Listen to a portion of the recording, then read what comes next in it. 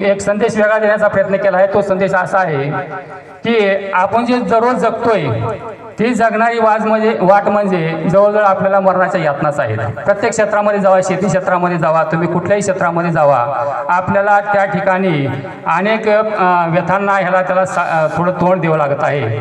त्यामुळे हा जो आपला चाललेला जो प्रवास आहे एक अर्थाने मरणाची वाटच आहे। आणि ही मरणाची वाट तुम्हाला सुकर जर करायची असेल तर तुम्हाला पुस्तकाचा संघ करावा लागेल। त्या मरणाच्या वाटेमध्ये बऱ्याच महात्म्याचे मी दाखले दिले आहेत। जवळजवळ 10-15 महात्म्याचे मी यामध्ये दाखला घेतला आहे। त्यामध्ये संभाजी महाराज असतील, त्यांचे जगणे काय होते ते जगणे तुम्ही वाचा, तेव्हा तुम्हाला या मरणाच्या वाटेवरती कवाच तुम्हाला मरणाची वाट वाटणार नाही, तुम्हाला ही जवळून काय सुखदायक वाट वाटेल।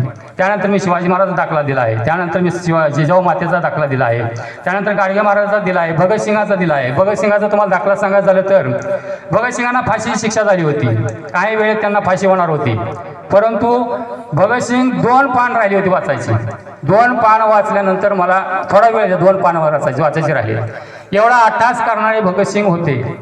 म्हणून आपण असल्या महापुरुषाचे दाखले घेतले पाहिजे, त्यांचा विचार आपण घेतला पाहिजे। ह्या धोरणाने मी मरणाच्या वाटेवर हे पुस्तक निर्माण केले आहे। त्याच्यामध्ये हे माझा शब्दप्रपंच मांडला आहे।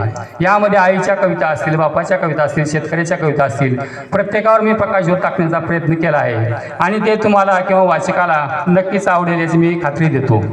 आणि मी आई लिहितोय, मी बाप लिहितोय, मी शेतकरी लिहितोय, परंतु त्यावरती मी थोडा वेळ घेईन सर। मी प्रथम शेतकऱ्यावरती माझी रचना सादर करतो। परंपरेने